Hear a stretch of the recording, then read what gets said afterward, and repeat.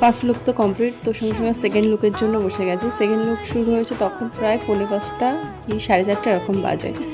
মানে এই লুকটা খুব তাড়াহুড়ো করেই হয়েছে। তো দেখো কলকাও ডান, এখন আমার মুখটা চকচকে করার চেষ্টা চলছে।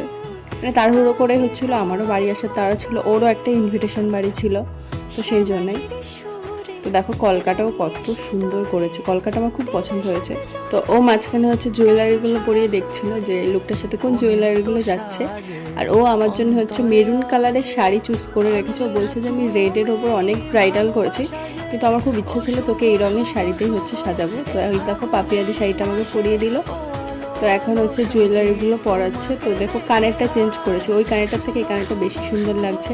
তো এতক্ষণ ধরে সবাই এত কষ্ট করে আমাকে সাজালো, কিন্তু একটু পরেই মেকআপটা তুলে দিতে হবে, এটা সব থেকে বড় কষ্ট। তো বললো দাঁড়া একটু মেরুনের ছোঁয়া দিয়ে দিই কলকাতায়। তো মেরুন দিতেই দেখো লুকটা আরও বেশি ফুটেছে শাড়িটার সাথে। তো এটা হচ্ছে আমার ফাইনাল লুক। তো তোমাদের স্পেশাল দিনে যদি ওকে বুক করতে চাও তো অবশ্যই বুক করে নিও।